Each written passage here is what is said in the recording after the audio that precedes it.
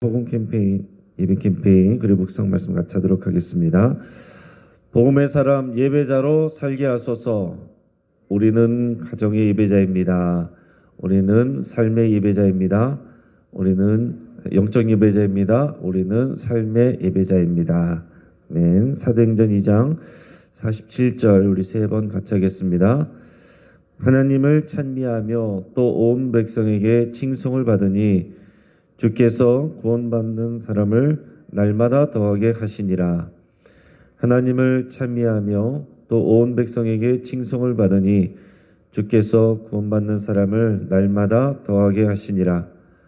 하나님을 찬미하며 또 온 백성에게 칭송을 받으니 주께서 구원받는 사람을 날마다 더하게 하시니라. 아멘. 하나님께서 오늘 우리에게 주시는 말씀은 마태복음 7장 21절에서 29절까지의 말씀입니다. 자, 오늘 본문을 통해서 우리가 참제자라는 제목으로 오늘 말씀을 같이 나누겠습니다. 여러분, 우리가 사는 세상에는 가짜가 너무 많습니다. 자, 가짜인 것이 티가 나면 괜찮지만 너무나도 진짜 같은 가짜가 많아서 피해를 보는 사람들이 많습니다. 지난 우리 설명절을 앞두고 이 스미싱을 주의하라는 이 경찰청의 안내 문자들이 이제 왔었습니다. 스미싱은 이 문자로 사기치는 그것을 이제 스미싱이라고 그러죠. 자, 이 명절 특수를 노린 스미싱을 주의하라는 내용인데 이제 대략 이런 내용들이 스미싱의 내용으로 옵니다. 주소지 오류, 배송 지연 중, 아래 배송 담당자 톡으로 문의 주세요. 한참 이제 선물들이 오가는 그런 상황 가운데서 이런 내용이 오면 생각 없이 자연스럽게 또 연결해 보게 되죠. 이렇게 하게 되면 배송에 실패했다는 이런 메시지의 링크를 누르면 또 택배 회사의 그런 모바일 홈페이지 같은 것이 등장합니다. 그러면서 시작 화면과 인증 절차 이런 것까지 또 공식 앱과 굉장히 비슷하게 만들어 놨습니다. 근데 진행 도중에 갑자기 인터넷 네트워크 연결 상태가 좋지 않다 그러면서 프로그램이 멈춰버려요. 먹통이 돼버립니다. 그러나 그러는 사이에 이미 이 핸드폰을 제어할 수 있는, 원격 제어할 수 있는 프로그램이 설치가 돼서 돈을 마음대로 이제 빼가는 일이 생기는 겁니다. 또 최근 운전자들의 관심이 큰 이 우회전 단속 관련된 이 범칙금을 미끼로 해서 오는 그런 스미싱들도 있다 그럽니다. 경찰 교통민원 24 사이트 이런 이름으로 오면 이게 당연히 이제 공공기관에서 왔나 보다 하고서 이제 연결을 하는 거죠.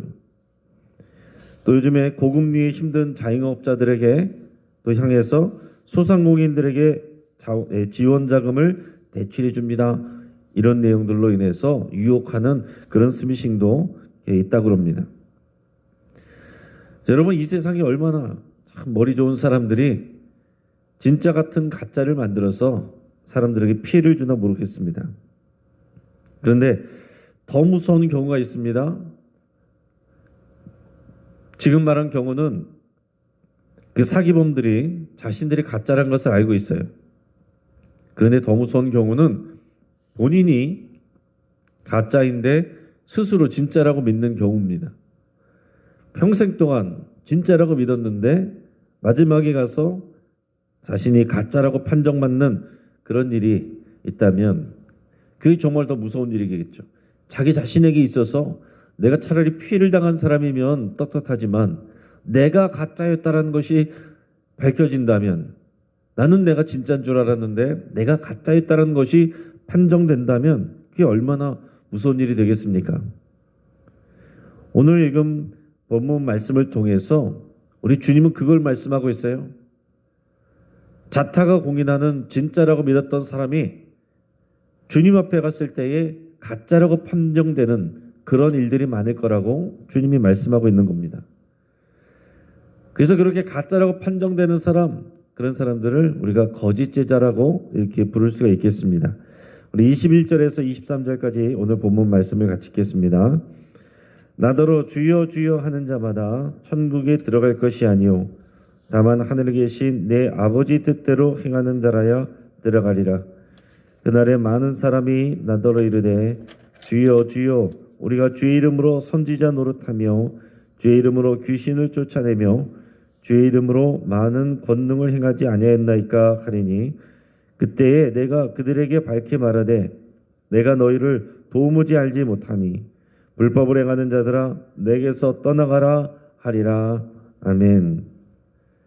자, 지금 예수님께서 예를 드신 사람들, 이 사람들은 누가 봐도 능력 있는 예수님의 제자들처럼 보입니다. 자, 지금 예수님이 하시는 말씀은 마지막 때에 있을 이 종말적 이 심판을 염두에 두고서 말씀하고 있는 겁니다. 자, 그때 예수님께서는 모든 사람들, 모든 인생들을 심판하시는 심판주가 되실 겁니다. 그때에 많은 사람들이 예수님 앞에서 주님과의 자신의 친밀함을 자랑할 거예요. 그들은 예수님을 향해서 주여 주여 이렇게 부른다고 그랬습니다. 그리고 그들은 이 땅에서 자신이 주의 이름으로 얼마나 많은 일들을 했는지를 그것을 말한다고 했습니다.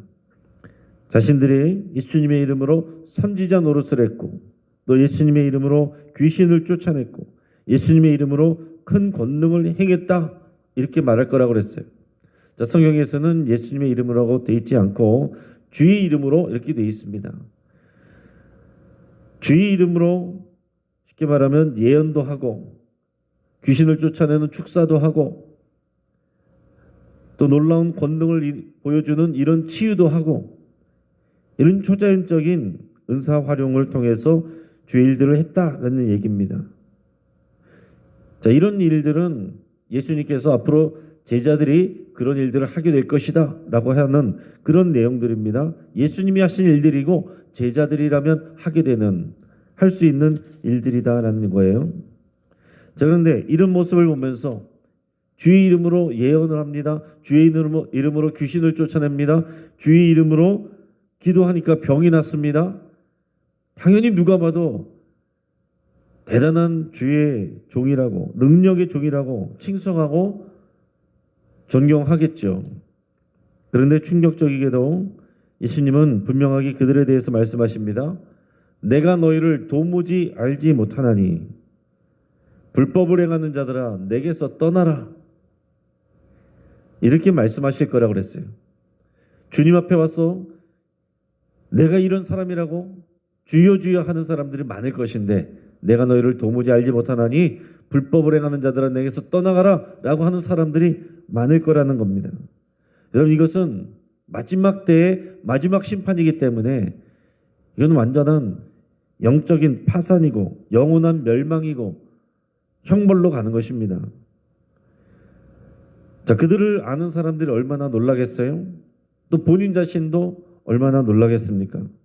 누구보다도 믿음이 좋다고 생각을 했고 일반적인 성도들보다 더 많은 권능이 있다고 자랑했던 그런 사람들입니다. 그래서 우리가 그런 얘기들 하지 않습니까? 원래 천국에 가면 3번 놀랐는데 당연히 있을 거라고 생각한 사람이 없어서 놀라고 당연히 있을 거라고 없을 거라고 생각하는 사람들이 또 있어서 놀라고 마지막에는 내가 그곳에 있어서 더 놀란다. 그런 말이 있습니다. 우리가 그냥 우스갯소리처럼 하지만 막상 그런 일들이 일어난다고 예수님께서 말씀하고 있는 겁니다. 여러분, 그러나 우리가 주여 주여라고 말할 때 주여라고 고백하는 것 그냥 저절로 되는 일이 아닙니다. 이 고백은 일반적으로 억지로 할 수가 없고 주여라는 고백은 예수님을 알고 그 믿음의 관계를 맺은 증거가 된다라고도 우리가 할 수 있습니다. 그래서 고린도전서 12장 3절에 보면 성령으로 아니하고는 누구든지 예수를 주시라 할 수 없느니라 이렇게 말씀하고 있어요. 우리가 예수님을 주라고 고백할 수 있다면 그것은 성령이 도우신 거다 이런 표현입니다. 그런데 예수님은 뭐라고 그랬습니까? 진정한 믿음 없이 입으로만 주여 주여 할 수 있다라는 얘기예요. 그리고 그런 사람들이 굉장히 많을 거다라고 지금 말씀하고 있는 것입니다. 충격적인 얘기죠. 여러분, 그 당시 이 말씀을 듣는 유대인들은 다들 하나님의 선택된 백성이라고 태어날 때부터 그렇게 듣고 믿었던 사람들입니다. 누구나 스스로 다 선택된 백성이고 이방인과 다른 삶을 살기에 할례도 받고 그리고 정결례도 행하고 제사도 드리고 자기들은 누구나 당연히 하나님의 백성이라고 생각하는 그런 사람들이었습니다. 그러나 워낙 어릴 때부터 당연히 자신들이 믿음이 있는 줄로 생각하고 그 이런 의식적인 일들도 하고 여러 가지 또 다양한 일들도 일어날 수 있기 때문에 자연스럽게 자기들이 믿음의 사람들이라고 당연히 생각을 합니다. 그런데 마지막 때에 예언도 하고 귀신도 쫓아내고 치유의 권능을 행하기도 했는데 그것도 주의 이름으로 이것을 했는데도 불구하고 그것이 예수님이 나와 전혀 상관없다라고 말씀하실 수 있다라는 얘기예요. 여러분 잘 생각해 보시기 바랍니다. 초자연적인 역사, 누가 봐도 이것은 하나님이 하셨다라고 생각할 만한 일들이 예수님과 상관없이 일어날 수 있다라는 얘기입니다. 그럼 결론적으로 생각해 보면 누가 그 능력을 줬겠습니까? 누가 그런 초자연적인 역사가 일어나는 일, 예수님과 상관없는데 누가 그 일을 할 수 있도록 능력을 주겠어요? 사탄이 하는 일입니다. 여러분 우리가 초자연적인 역사라고 해서 다 주의 역사가 아닐 수 있다는 것을 잘 기억을 하셔야 됩니다. 자, 예수님은 예언과 축사와 치유 같은 초자연적 능력을 행사하는 것이 제자라는 것을 증명하는 게 아니다라고 말씀하고 있는 겁니다. 그럼 뭐가 주님의 제자로 참 제자로 나타나는 그런 일이 되겠느냐? 거기에 대해서 뭐라고 말씀하세요? 하늘에 계신 하늘 아버지 뜻대로 행하는 자가 참 제자다라고 그랬어요. 그러니까 지금까지 말씀하신 예수님의 이 산상수훈의 내용들, 이런 하나님 나라의 윤리, 그 일반적으로 살아가면서 먼저 하나님의 나라와 의를 구하고 그리고 예수님 때문에 내 중심이 아니라 타인 중심으로 남을 대접하는 그 일을 하는 사람, 그 일을 하는 사람이 천국에 들어가는 참제자다 이렇게 말씀을 하시는 겁니다. 물론 그렇다고 해서 완벽한 삶을 요구하시는 것은 분명히 아닙니다. 완벽한 삶을 사는 사람이 없으니까요. 이런 완벽한 삶을 살아내야 천국에 들어갈 수 있다 그렇게 말씀하시는 게 아닙니다. 그러나 그렇다고 해서 구원파처럼 그 죄사함의 비밀을 깨닫기만 하면 전혀 회개할 일도 없다 이런 것도 아니라는 거예요. 우리는 어떻게 살아갑니까? 믿음으로 구원을 받았지만 우리는 여전히 또 죄를 짓고 넘어지기도 합니다. 주의 말씀하고 전혀 상관없는 옛사람의 그런 성질로 살아갈 때도 많아요. 그럴 때마다 우리는 주님 앞에 회개하고 또 주의 도우심을 구하고 다시 결단하고 또 내 안에 있는 욕심과 이렇게 싸우기도 합니다. 우리가 완전하게 살아야 되는 것을 말하는 것이 아니라 최소한 주의 말씀대로 예수님이 말씀하신 이런 하나님 나라의 윤리를 따라서 살기 위해서 애쓰고 수고하고 몸부림치는 그런 모습, 그렇게 살지 못해서 우리가 괴로워하고 힘들어하고 또 고민하는 그런 모습이 있어야 된다는 얘기예요. 그런 것 없이 교회에서는 그리스도인처럼 교회 밖에서는 세상 사람들처럼 아무런 긴장감 없이 살아가고 있다. 그런 사람들 가운데 거짓 제자가 나올 가능성이 당연히 많은 것입니다. 우리가 지금 산상수훈의 결론 부분을 읽고 있어요. 주님이 하시는 말씀을 마음에 잘 새겨 들을 수 있길 바랍니다. 그러면서 이제 예수님께서 이 결론과 같은 내용을 두 건축가의 비유로 이제 말씀을 하고 있습니다. 우리 26절, 27절 우리 같이 읽겠습니다. 나의 이 말을 듣고 행하지 아니하는 자는 그 집을 모래 위에 지은 어리석은 사람 같으리니 비가 내리고 창수가 나고 바람이 불어 그 집에 부딪힘에 무너져 그 무너짐이 심하니라. 아멘. 자, 그 앞에 24절, 25절도 같이 읽겠습니다. 그러므로 누구든지 나의 이 말을 듣고 행하는 자는 그 집을 반석 위에 지은 지혜로운 사람 같으리니 비가 내리고 창수가 나고 바람이 불어 그 집에 부딪히되 무너지지 아니하나니 이는 주추를 반석 위에 놓은 까닭이요. 아멘.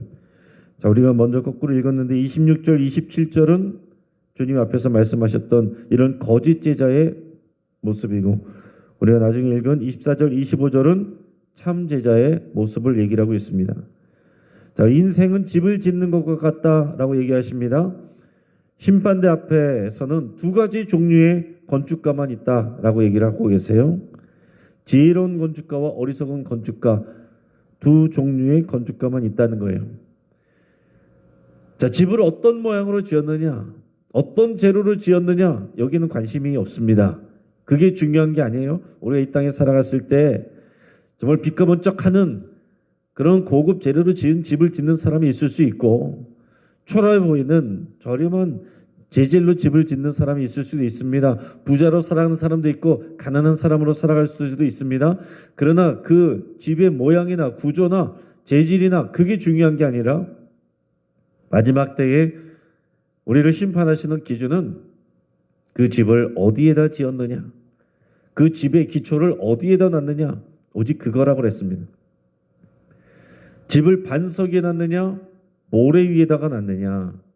반석은 예수 그리스도를 나타냅니다. 반석이 집을 지었다는 것은 예수님의 말씀대로 따라서 살아갔다, 따라서 순종했다는 것을 말씀하는 것입니다.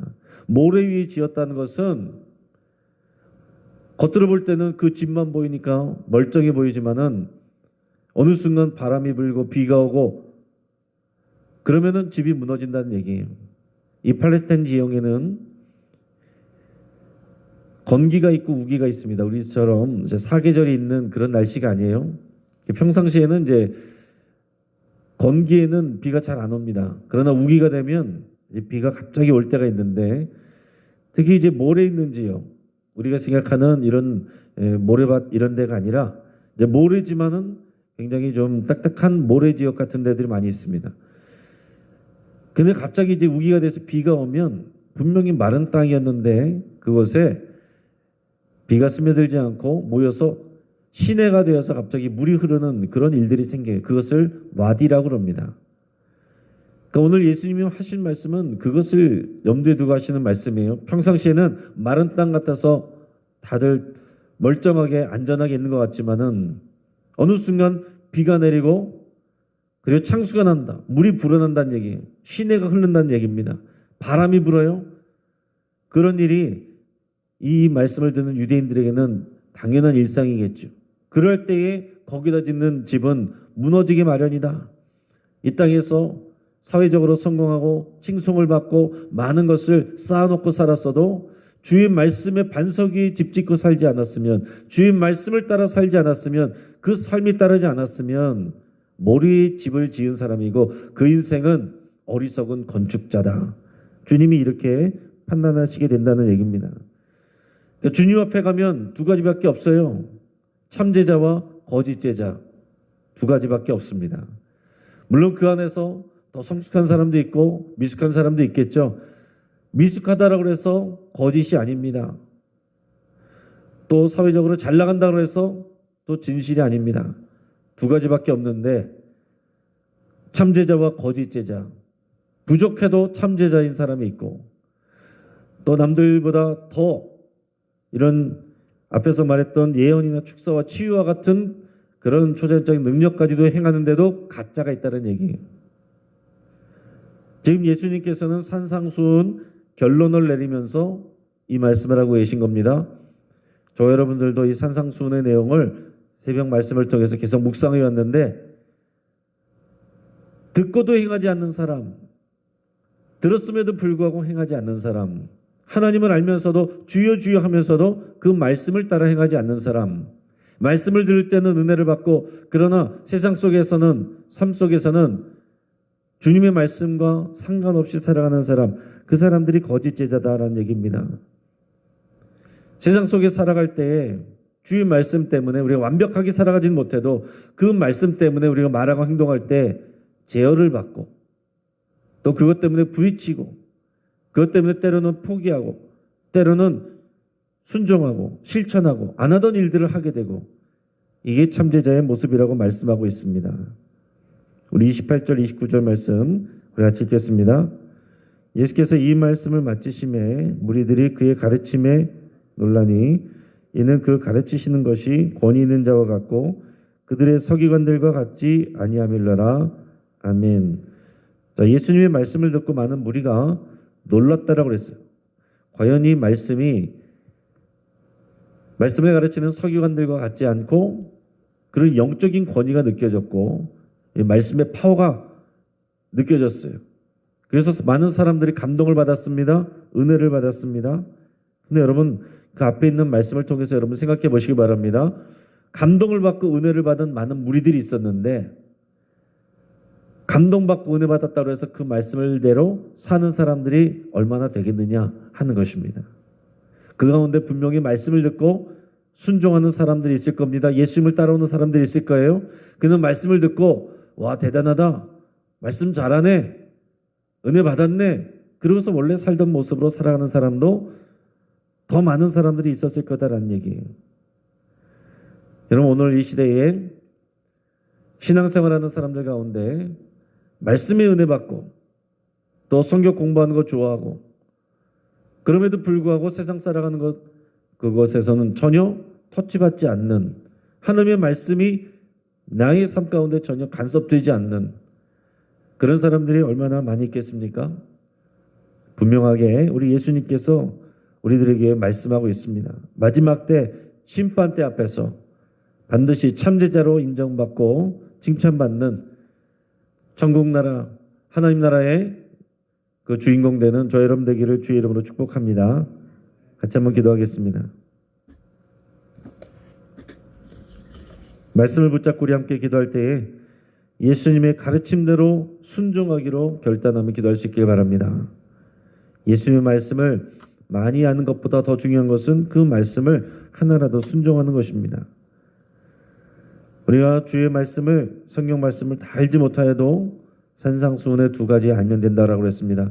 먼저 하나님의 나라와 그의 의를 구하는 것, 그리고 황금률 그 말씀대로 나 중심으로 말하고 행동하는 것이 아니라 타인 중심으로 말하고 행동하고 대접하는 것, 그 두 가지만 여러분 기억하시고 우리 모든 일상생활 속에서 순종하려고 노력하시면 됩니다.